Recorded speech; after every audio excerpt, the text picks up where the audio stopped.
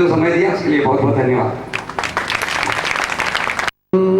कलिलात्मने सालोकानां त्रिलोकानां यद्विद्या दर्पणायते। पंचपरमेष्ठी भगवान की, देवादिदेव 1008 श्री पार्श्वनाथ भगवान की, वर्तमान सत्संग विश्व प्रभु श्री महावीर भगवान की, आचार्य श्री समंतभद्र स्वामी जी महाराज की, संत शिरोमणि आचार्य गुरुवर श्री विद्यासागर जी महाराज की।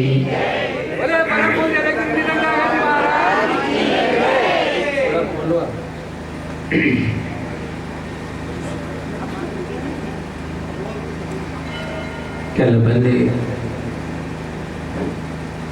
नेकांक्षी धर्म के अंतर्गत संसार शरीर भोगों की स्थिति और पुण्य पाप की चर्चा की थी, क्योंकि शरीर जो है यह पुद्गल वर्गणाओं से आरक वर्गणाओं से मिलकर के बना है, जिसमें निरंतर पुराणों गलन चलता रहता है। यह इसका स्वभाव है, नेचर है, प्रकृति है। इसके परिवर्तन को साक्षात तीर्थंकर भी ना रोक पाए, फिर हम इसमें अपने मन को उलझा के अपने अंतरंग आत्म तत्व की अरुचि का परिचय देते हुए अनंत संसार के बंधन में क्यों डले, और संसार के विषय भोग सामग्री जितनी भी है वह भी हमारे पुण्य कर्म की उद्देश्य ही मिली है, और वह पुण्य कर्म भी हमने ही किया जो अपने आत्म स्वभाव से विमुख होकर के बिना वितराग परिणाम के परिणति हुई है। उसका परिणाम रहा कि पुण्य पाप का अर्जन करते हुए संसार के चक्कर में अपने आप को डाल रखा है। आचार्य भगवान श्री समंतभद्र स्वामी जी परिचय कराते हुए कहते हैं कि आकांक्षा किसकी, संसार की यानी दुख की, विषय भोगों की यानी अनंत संसार के वर्धन की, शरीर की यानी जन्म मरण की। ये जितनी भी आकांक्षाएं हैं उतना ही हमारी आत्मा का अहित है, उतनी ही पराधीनता है, और उतना ही हमारे लिए संसार के दुखों का पंच परावर्तन का भी कारण बनता है। उन्होंने हमारी परिचय कराते हुए कहा है कि देखो, संसार के सुख कर्माधीन है, अंत से सहित है, बाधाओं से भरे हैं, और साथ में यह किसी प्रकार से भी सुख तो देते ही नहीं है, उल्टे पाप के बीच के कारण है। जितना भी हम इसमें उतरते चले जाते हैं उतना ही हमारा पाप, हमारा पतन, संसार दुख बढ़ता ही चला जाता है। और जितना इससे परे होकर के इसके प्रति अनास्था का भाव धारण कर वास्तविक आत्मीय अत्यंत सुख के प्रति हमारे मन में आकांक्षा इच्छा जाती है, तो हमारे लिए संसार के दुखों से छुड़ाने में सबसे बड़ा साधन बनती है। क्योंकि मन सुख चाहता है, और वह सुख की पहचान सही न होने के कारण पंचेंद्रिय के विषय भोगों को सुख मानता है, और वह सुख केवल हमारे लिए दुख का कारण बनता है। यानी कोई व्यक्ति अग्नि जलाए और अग्नि को जलाकर के वह उससे शीतलता पाना चाहे, वो शीतलता 3 काल में दे नहीं सकता। और ठंड को दूर करने के लिए शीत का जो बुखार आया, फीवर आया है, उसको दूर करने के लिए वह और शीतलता का अनुभव, शीतलता के पास चला जाए तो क्या उसकी ठंड मिट जाती है? नहीं मिटती। आचार्य श्री पूज्यपाद स्वामी जी ने स्तोत्र के अंदर कहा है कि जो व्यक्ति बीमार है, स्वस्थ होने की कामना करता है, इच्छा रखता है, और वह स्वस्थ होने की भावना से घी पी ले, तो क्या स्वस्थ हो जाएगा? वह अपने शरीर के ऊपर घी का लेप कर ले तो क्या स्वस्थता के जैसा शरीर में चमक और शक्ति आ सकती है? यह तो केवल अपने आप को भ्रम में डाल करके दूसरों को छलने का काम हुआ। आचार्य भगवान कहते छल वास्तव में दूसरे से नहीं, हम अपने साथ करते चले जा रहे हैं। और बाहर का जितना कपट होता है वह हमारी आकांक्षाओं को, इच्छाओं को बताता है। बाहर जितना भी वक्रता के साथ हम चलते हैं उतनी भीतर ही हमारे अंदर की आसक्ति का परिचय मिलता है। क्योंकि बाहर जो कुछ भी हम करते हैं अच्छा या बुरा, बिना भीतर के विचारों के एक कदम भी आगे नहीं बढ़ते हैं। और वह विचार हमारे अंदर, हमारी भावना और हमारे अपने विचार के साथ साथ उन कर्मों को भी साथ में ले लेता है जो हमने पूर्व में किए हैं। उन कर्मों का जब परिचय होता है, उनका फल मिलता है, तब अपने आप के लिए उन कर्मों के अधीन करके अपने आप को नए कर्म के बंधन में डाल देते हैं। आचार्य भगवान श्री समन्वत स्वामी जी ने नेकांक्षित अंग के अंतर्गत उस अनंतमति की चर्चा हम सभी के सामने रखी है कि जिसने अपने माता पिता के साथ में जाकर के अष्टांगिक महापर्व के अवसर के लिए 8 दिन का ब्रह्मचर्य व्रत गुरु चरणों में ग्रहण किया था माता पिता ने। और पिता ने कौतूहल बस अपनी बेटी को भी कहा कि बेटा तुम भी ले लो। कौतूहल बस कहा, वह नहीं जानती व्रत क्या होता है, वह नहीं जानती व्रत का महत्व क्या होता है, वह नहीं जानती थी कि शील व्रत की महिमा क्या है।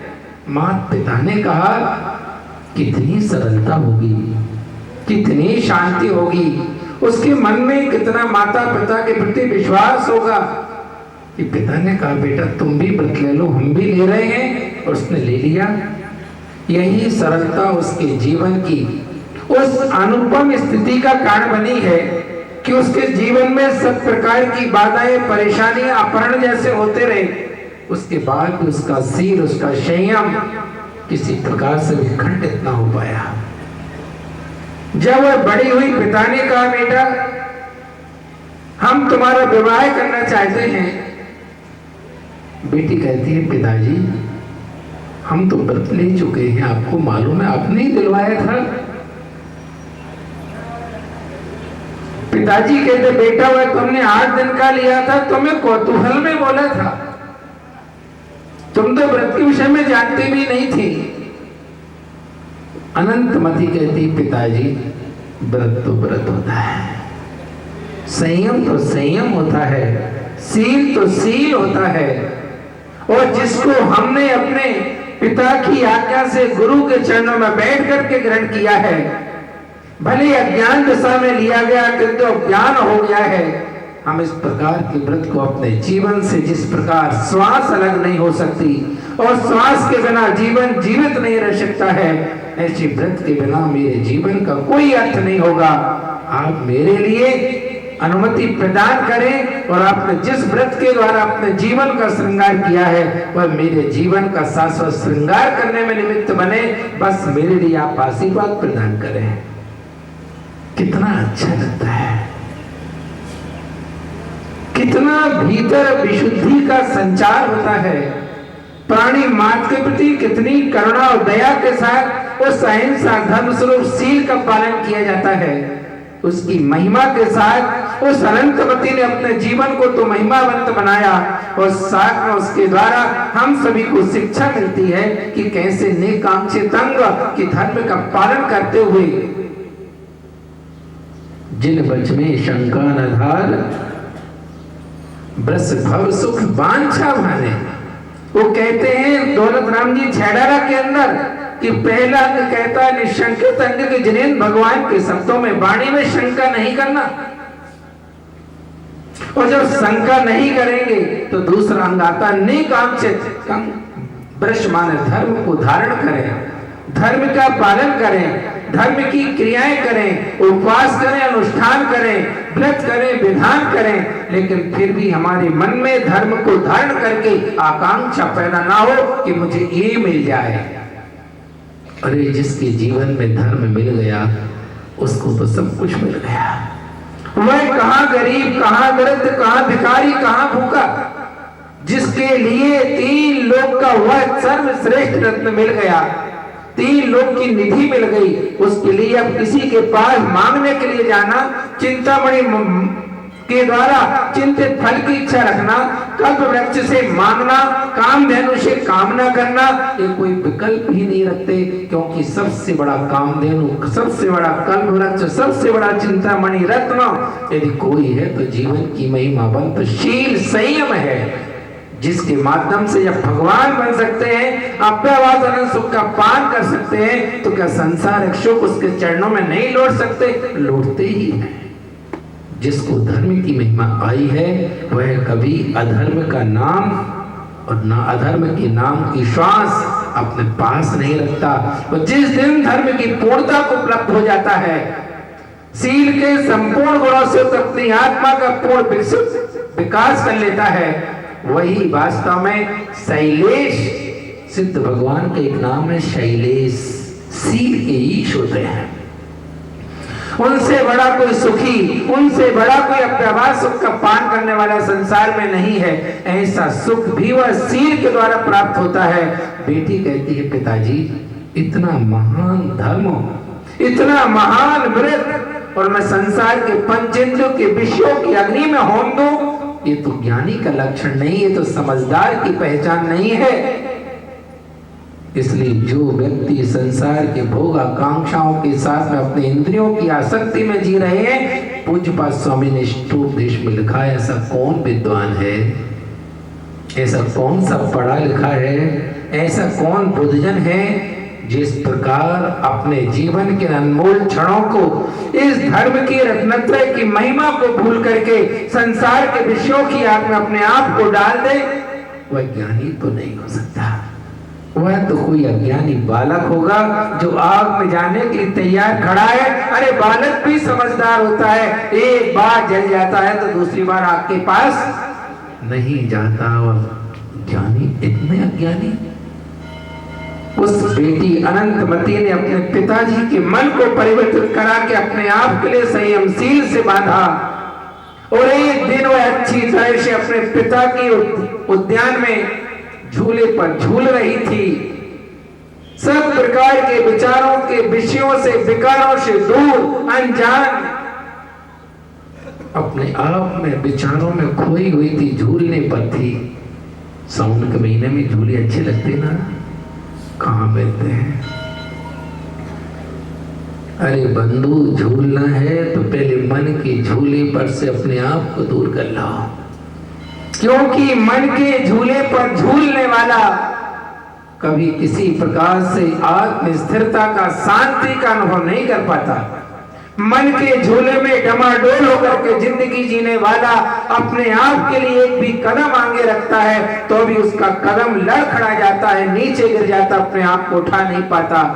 मन के तरंगों में अपनी जिंदगी के सुख को ढूंढने वाला अपने आप के लिए दुखी बना करके तरंगों में खेलता रहता है, किंतु तरंगे समुद्र के आनंद का अनुभव भीतर बैठ के जो होता है उसकी गहराई में जाके वह प्रदान नहीं कर पाती, क्योंकि तरंग पर्याय है, पर्याय तो नष्ट होती है, और सागर तो द्रव्य है, शाश्वत है, उसका कभी अभाव नहीं होता। ऐसे सागर स्वरूप निज आत्मा के गुणों की उपलब्धि अपने आप में बैठ करके आत्म स्थिरता के साथ होती है, वह झूले पर झूलने में नहीं होती है। अनंतमती चिंतन में थी, और तभी एक विद्याधर अपनी पत्नी के साथ वहां से निकला। उसने उस जवान को देखा और उसकी जवानी पर आसक्त हो गया, और उसने अपनी पत्नी को घर छोड़ा, द्वारा आया, उसको उठाया और ले जा रहा था।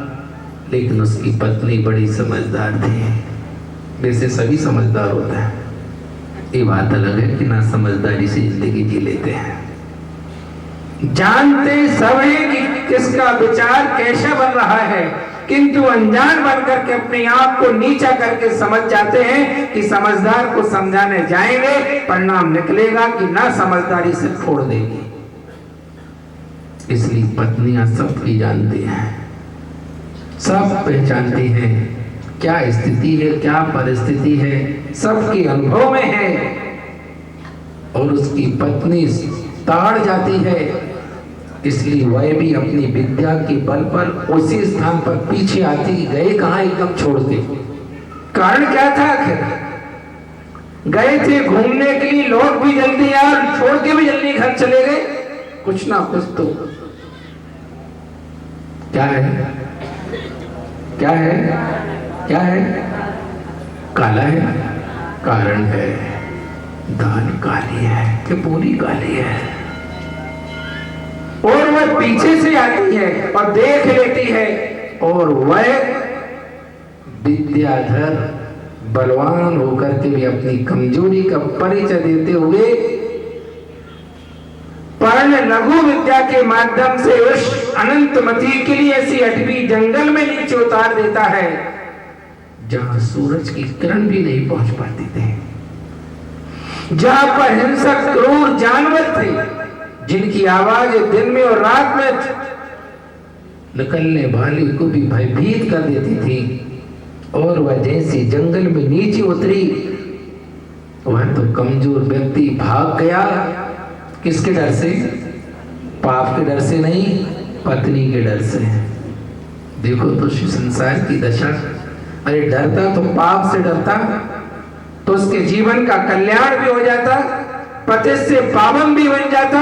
और उससे डरा जो पतित करके तुम्हारे संसार का वर्धन करे और तुम उसके साथ उसकी आंख को बंद करके अनाचार के रास्ते पर आए थे, इसलिए डरना स्वाभाविक था।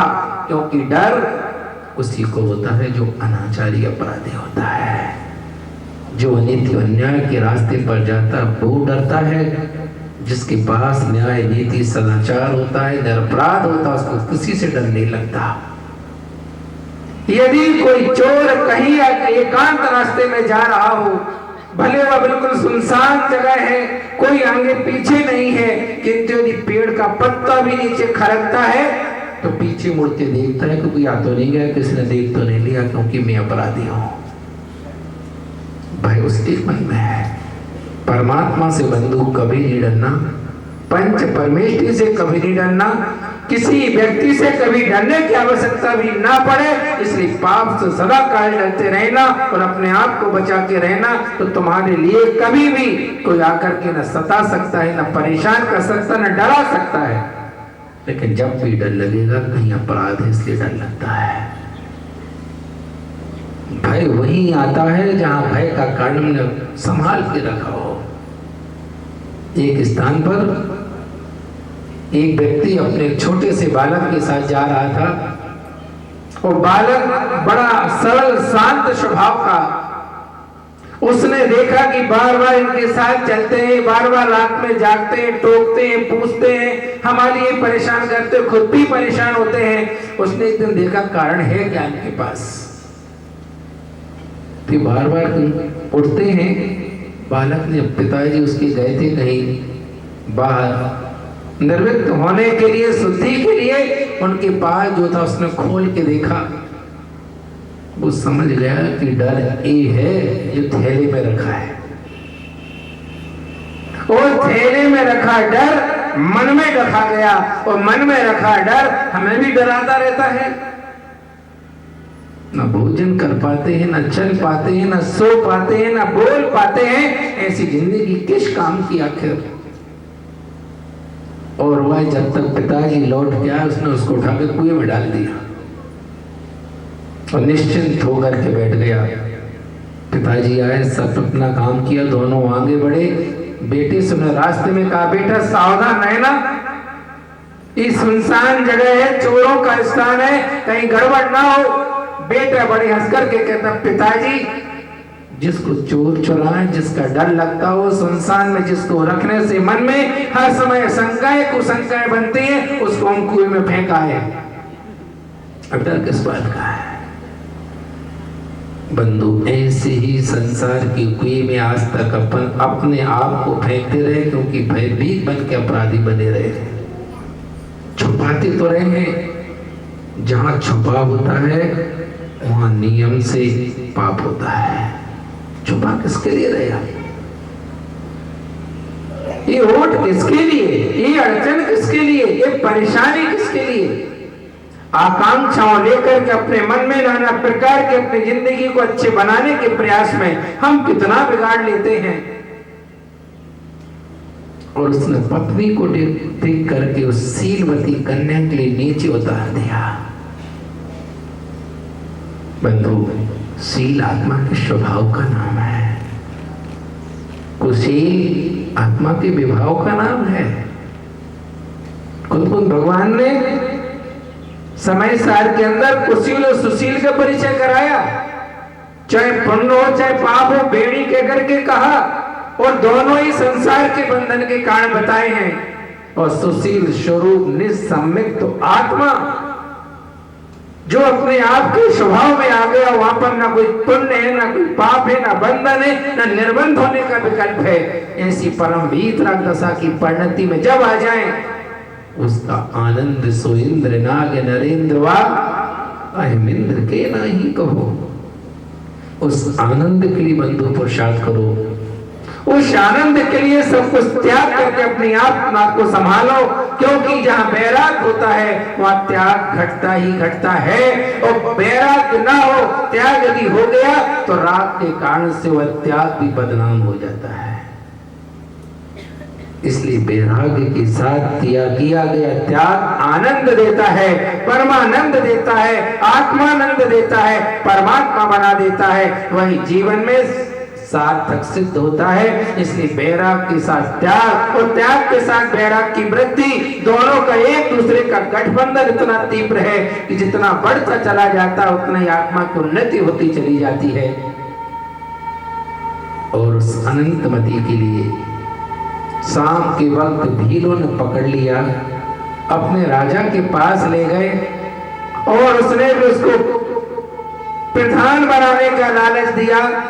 लेकिन उस शीलवती कन्या ने जो सब प्रकार के विषयों से अनजान अपने आप को परमात्मा की शरण में छोड़ा, पंच परमेश्वरी की आराधना की और वन देवता ने आकर उसकी रक्षा और सुरक्षा की। जहाँ शील होता है वहाँ देव आकर के अपने आप नमस्कार करते हैं, रक्षा करते हैं। हम और तुम रक्षा नहीं कर पाते, रक्षा धर्म की वही करता है जो धर्म के लिए समर्पित होता है, जो धर्म की महिमा जानता है। वह धर्मात्मा के पास आकर के उसके लिए हर तरफ से सहयोग प्रदान करता हुआ धर्म की प्रभावना तो करता है, साथ में व्यक्ति की रक्षा करके उसके लिए भी उन्नति के द्वार खोलता है। और जैसे तैसे करके उसको वहां से बंजारे को दे दिया गया। बंजारे ने उसको अपने साथ रखना चाहा, उसके पास भी देवता ने आकर के समझा दिया कि आप हाथ मत लगाना। बंधु, धर्म के लिए कहीं किसी दुकान पर नहीं जाना पड़ता, धर्म के लिए किसी एडवर्टाइजमेंट की आवश्यकता नहीं होती, विज्ञापन नहीं देना पड़ता, और धर्म के लिए किसी प्रकार से भी न सूंघने की आवश्यकता है, न देखने की आवश्यकता है, न जाने की आवश्यकता है। धर्म तो जहां होता है उसके पेड़ जगह अपने आप सारे के सारे, जहां शक्कर होती है चींटी तो आ ही जाते हैं। चींटियों को निमंत्रण नहीं देना पड़ता। दिया कभी आज तक तुम लोगों ने? तुम्हारे घर में होती दिया था? जहां शक्कर रखे अपने आप भागे भागे चले जाते हैं। धर्म जहां होता है वहां देवता भी वैसे ही भागे भागे चले जाते हैं। देवों को बुलाना नहीं पड़ता कि भगवान के पंचकणा घोर आ जाओ, अरे अपने आप कांपते कांपते चले आते हैं। और बड़े आनंद के उत्साह के साथ आते हैं, और उस शाय की वह सीमा उनके लिए परमात्मा के पंचकणक में शामिल करके साथ ही पुण्य के साथ मिथ्या दृष्टि होते हैं तो सम्यक श्रद्धा प्राप्त करने का पुरुषार्थ कर लेते हैं, और सम्यक दृष्टि होते हैं तो अपने विशुद्धि बढ़ाते हुए आगे के परिणाम पैदा करते हैं। बंजारे से कुछ ना हो सका तो उसने थक कर उसको वेश्या को बेच दिया। देखो तो सही, आखिर संसार में अच्छा होना भी कितना बुरा है। गुलाब का फूल कांटों के ऊपर खिलता है, कांटों के बीच में रह करके भी सुरक्षित तुम लोगों के कारण से नहीं रह पाता है। सीता सुंदर थी, लेकिन सीता की सुंदरता ने सीता के लिए भी परेशानी में डाल दिया। अनंतमती की महिमा अनंत है और उसके परिणाम स्वरूप उसके लिए कहां ले जाया गया, किंतु उसके मन में अपने धर्म, अपनी आस्था के प्रति कोई परिणाम, अनादर भाव भी पैदा ना होगा, तभी तो उसकी महिमा को आचार्य स्वयं अपने लेखनी से लिखते हैं। हमारी तुम्हारी महिमा किसी ने भी नहीं लिखी। क्या परिणति है धर्म की, क्या प्रभाव है धर्म का। जिसने थोड़े भी अंश में धर्म को अपने आचरण में उतारा, उसने वास्तव में अपने आचरण के द्वारा उस चारित्र की पूजा करते हुए अपने आप के लिए स्वयं चारित्र स्तरों बना करके भगवान बनने का काम कर लिया है। जीवन बहुत छोटा सा है। इस अल्प जीवन में तुम यदि अपने आप को जितना अच्छा संभाल करके मर्यादा पूर्वक जी लो, उतना तुम्हारे जीवन की महिमा का तुम्हारे लिए आनंद दे मिल जाएगा। और यदि हमने अपने अल्प जीवन के इन क्षणों को विषय कसाय में, राग द्वेष में, मेरे तेरे के परिणाम में लगा करके खो दिया, तो समय तो खो जाएगा, लेकिन बंधु ये आत्मा भी पता नहीं कौन सी गति में जाकर के खो जाएगी। इसलिए बहुत अच्छी तरह से याद रखें, ये मनुष्य पर्याय केवल हमने विषय भोगों के लिए, धन कमाने के लिए, रुपये पैसों के लिए, परिवार की वृद्धि के लिए और शरीर को बढ़िया सुंदर सजाने के लिए, महल अटारी बनाने के लिए नहीं पाई है। यह तो जितना दिख रहा है केवल पुण्य का ठाठ है, ये आत्मा का ठाठ नहीं है। ये आत्मा की सुंदरता नहीं है, ये आत्मा का परिचय नहीं है, ये आत्मा की अनुभूति नहीं है। वह तो भीतर बैठ करके परम भीतरा भेद विज्ञान पूर्वक अपने अंदर ही अनुभव की जाती है। ये बाहर जो आंखों से दिख रहा है वह आत्मा नहीं है, आत्मा के पुण्य का परिणाम है। आप सोच रहे होंगे पुण्य इतना देता है। हाँ बंधु, जब पुण्य इतना देता है तो भीतर आत्मा में आओ तो कितना मिलेगा, देखो तो सही आकर। जब परमात्मा की पूजा का प्रभाव इतना है तो परमात्मा के बनने के आनंद की अनुभूति कितनी होगी। जब परमात्मा की चर्चा करने में मन इतना लग जाता है तो परमात्मा तत्व की अनुभूति करने की स्थिति क्या होगी आखिर। कई विचार तो करना चाहिए, कभी सोचना तो चाहिए। यदि आप अपने घर में जब जाते हैं और कहीं कोई पकवान बन रहा हो तो उसकी सुगंध आती कि नहीं आती। अब घी खराब हो घर का तो मुझे नहीं मालूम, आती जरूर है। और जब उसकी महक बाहर तक निकलती है तो लोग भी पूछते हैं तुम्हारे घर में क्या बन रहा है यार, बाहर तक अपनी महक आ रही, सुगंध आ रही है। जब तुम भोजन करके उसको जीवने बैठोगे तो कितना आनंद आएगा। जब उस चर्चा में, उस रुचि के साथ उस आत्मा की वार्ता करने में, उसके गुणों का चिंतन करने में इतना आनंद आता है, तो जो गुणवान होकर के गुणों की अनुभूति करेगा उसके आनंद की तो सीमा ही नहीं होगी ना। इसलिए बहुत अच्छी तरह से याद रखें कि उस वेश्या के पास जाने के बाद भी उस अनंतमती का कोई भी किसी प्रकार से बिगाड़ ना कर सका। उसके सील पर कोई दाग ना आ सका, उसके विचार में कोई मलिनता ना आ सकी, उसके किसी प्रकार के कोई परिणाम में विकृति खड़ी नहीं हुई। न सोच लेती कोई बात नहीं, इतना कष्ट तो उठा रहे। बंधु, शरीर पर आने वाले कष्ट आत्मा को दृढ़ता प्रदान करते हैं। बाहर के उपसर्ग कर्मों के उपसर्ग से मुक्त करते हैं। बाहर के परिचय आत्मा के लिए परिचय जय प्रदान करते हुए कर्म बंधन से छुड़ा लेते हैं। इसलिए बाहर के कष्टों से कभी डरना नहीं और कष्टों से डर करके कभी भागना नहीं। भागने वाला बलवान नहीं होता, बहुत बड़ा कमजोर होता है। युद्ध में यदि कोई व्यक्ति पीठ दिखा के आ गया और पीठ पर उसका बाहर चिन्ह बना है तो पक्का है कि आदमी बहुत बड़ा कमजोर है। गुरुदेव ने लिखा मुखमाठी के अंदर कायरता किसका नाम है? क्यों भाई, किसको कहते कायर हैं? अरे बोलो तो सही, तुम सब तो बलवान हो, पूछ रहा हूं मैं तो। किसका नाम है कायरता? कायरता, कायरता जो शरीर में रत है, शरीर में लीन है, शरीर के सुख में अच्छी तरह से अपने आप को झोंक रहा है, जो शरीर की सुख शांति, शरीर के विकास में अपने आप के अनमोल समय को दे रहा है, वही तो कायरता है।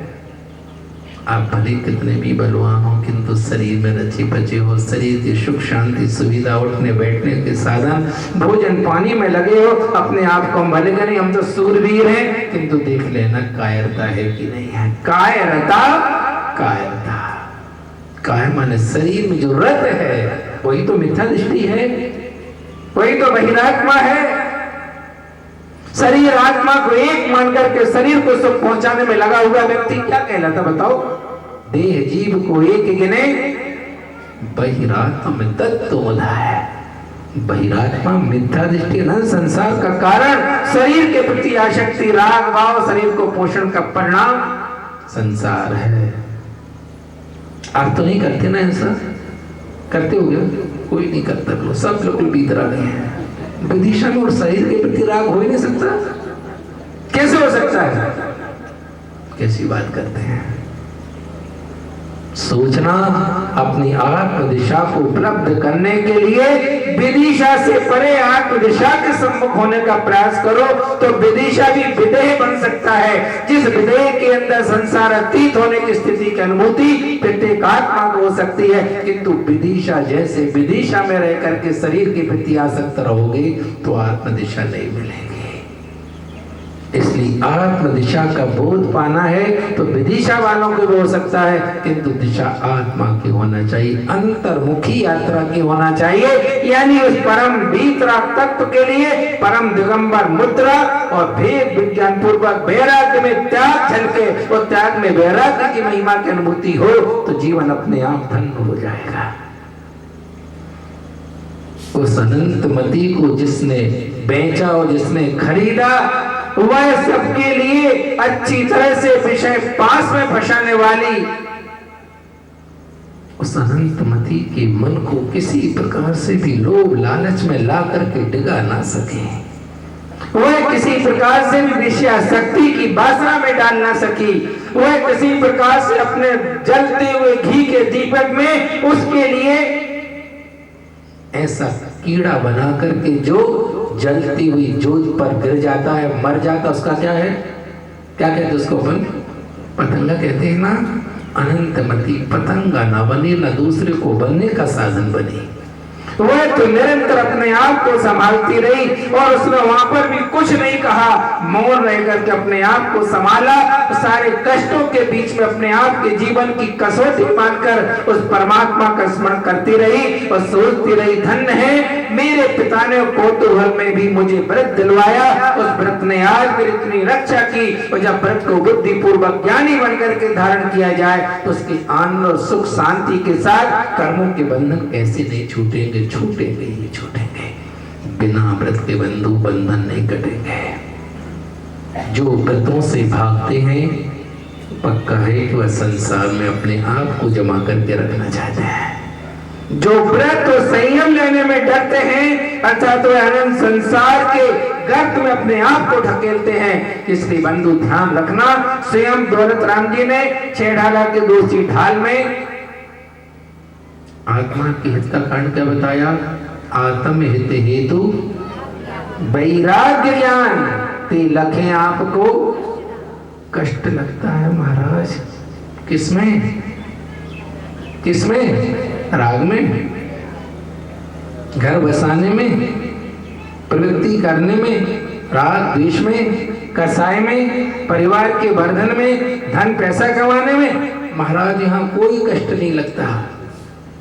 ये कष्ट में तो हम इतने अनुभूत और डूब गए हैं कि यदि धन आता रहे, पसीना भी बहता रहे, भूख भी लगी रहे, लघु शंका वीर शंका की बाधा भी खड़ी हो तो भी बाधा नहीं पहुंचाती, वो पैसा आ रहा है। लेकिन यदि कहा जाए कि तुम्हारे लिए 1 घंटा मौन लेकर के मंदिर में भगवान पार्श्वनाथ स्वामी के चरणों में बैठ के एकाग्र चित्त होकर के अपने मन को संभाल के तुम्हें भगवान की जाप करनी है तो पता नहीं कितनी बार आसन बदलना पड़ेगा, पता नहीं कितनी बार मन बाहर भागेगा, पता नहीं कितनी बार आंख खुलेगी बंद होगी, पता नहीं कितनी बार नाना प्रकार के शरीर में सुख दुख के अनुभव करेंगे। इसका अर्थ क्या है? अभी हमारी रुचि संसार की है, अभी हमारा सम्मान, अभी हमारे मन में बहुमान संसार और संसार के विषय भोगों का है, शरीर का है, अभी आत्म शांति आत्म उपलब्धि का विषय मन में आता ही नहीं है। एक कष्टों में पल रही है और एक पलंग पर बढ़िया डल्लभ की गद्दी पर ही और कंडीशन में पड़े हैं। वो कष्टों में रहने वाला शांति का अनुभव करते हुए धर्म ध्यान कर रहा है और एक सुविधाओं में रह करके अपने आप का सुविधा भोगी बनाकर अपने आप की जिंदगी को द्वंद्व में डाल करके दुविधा में झूल रहा है। बंधु देख तो लो सही, आखिर उस व्रत की महिमा कैसी है, उस सील और संयम का महत्व क्या है। उस अनंत मती ने अपने जीवन में ऐसे महान व्रत को धारण करके ऐसे प्रलोभनों के मिलने के बाद भी अपने मन को किंचित मात्र भी कहीं पर किसी प्रलोभन में उलझाने का काम नहीं किया।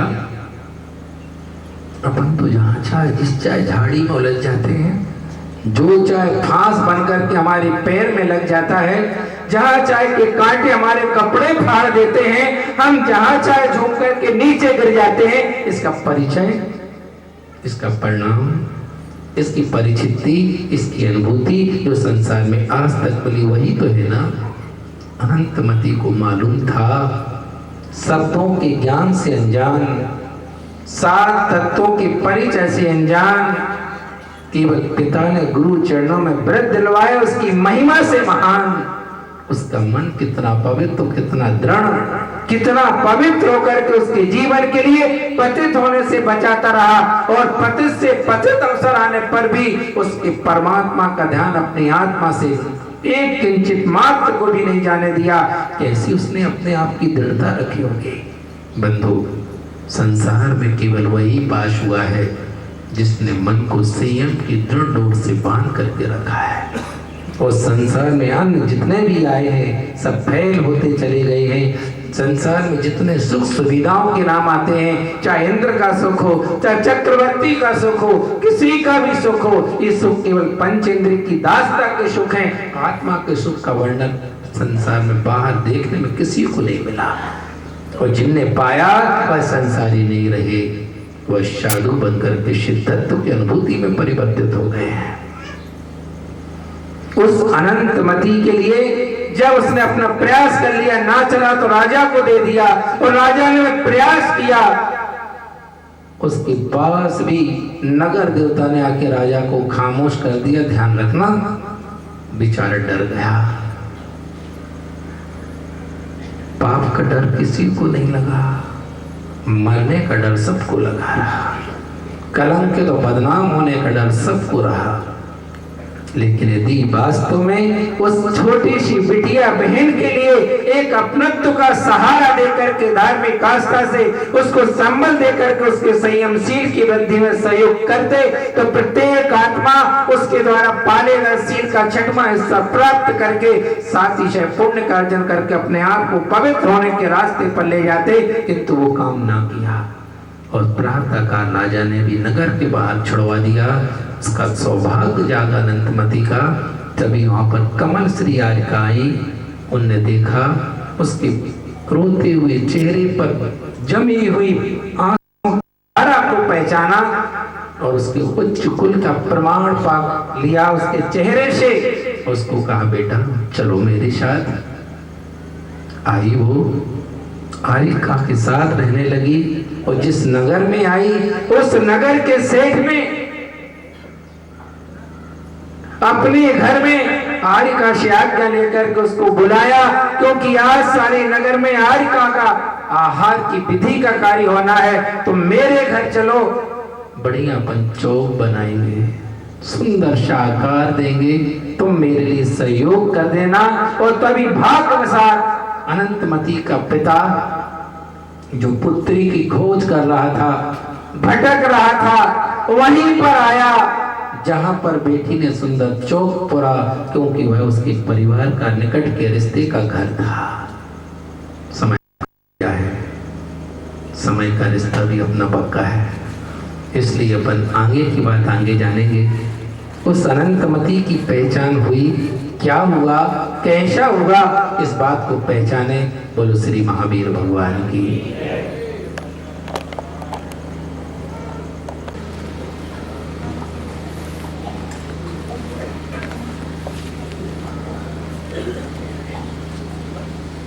बोले पार्श्वनाथ भगवान की, परम पूज्य आचार्य गौर विद्यासागर जी महाराज की, परम पूज्य एलेक्स श्री निशंक सागर जी महाराज की। थोड़ा सा जो हमारी बहनें निर्माणी की अवज्ञा करके जाना सीख गई हैं, उनको 2 मिनट देना सीख लेना चाहिए। मुझे मालूम है कि आपका समय बहुत मूल्यवान है, बहुत कीमती है, हम उसका दुरुपयोग नहीं करें। हम भी चिंता करते हैं कि आपका समय खराब ना हो, लेकिन ऐसे नहीं जाना चाहिए। लाख काम हो फिर भी इस प्रकार मर्यादा नहीं तोड़ना चाहिए। हम समय पूरा ध्यान रखते हैं, आप भी थोड़ा ध्यान रख लिया करें। और पंडित जी अपनी बात संक्षेप में पूर्ण करें। कल इस महापर्व, इस आयोजन में हम और आप 700 मुनिराज की पावन रक्षा के पर्व पर विधान कर रहे हैं। प्रातःकाल हमारी सब क्रियाएं 6:30 बजे प्रारंभ हो रही हैं। थोड़ा सा विलम्ब हमको वहाँ लग जाता है कि एक शांति धारा के पात्र का चयन करने के लिए वहाँ पर हमको जो आवाज़ देना पड़ती है, उस आवाज़ को हम यहाँ पर मात्र 5 मिनट में पूर्ण करेंगे। 2 शांति धारा के पात्र हमको चाहिए हैं। अक्षतान पुष्प चारु दीजिए, दीप धूप शीतलादि अर्घ्य देव दीजिए। पार्श्वनाथ नेम सेव आकृति करो सदा, दीजिए निवास मोक्ष भूरि नहीं करो। श्री पासना जिनेन्द्राय नमः। अर्घम दी जन चंदन अक्षत पुष्प चरो पर दीप धूप रति हरनावे। ओझा को नानक सोनम जान, सोने नानक सुखवान। निर्भंकर की भज मन धरने सुनवानी पूज भयो। भगवत सरस्वती पे अर्घम दी के दिन को कैसे भूलेंगे हम। संत नहीं है महासंत है इस धरती के ऊपर। संत नहीं है महासंत है इस धरती के ऊपर। हमें गर्व है जन्म लिया इस आध्यात्म के ऊपर। अपने तो महानुभाव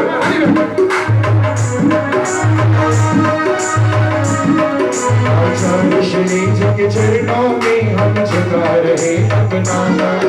उनके जीवन की हर चर्या मन पड़ी स्वयं ही नौका।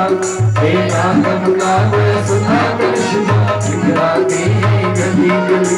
उनके दर्शन को आकर के मुक्ति मिल जाए। पर हे महासन न अरुण कामना दे सके, युग तक आगामी बस। ओम रोम शांति सर्वमणि विद्यासागर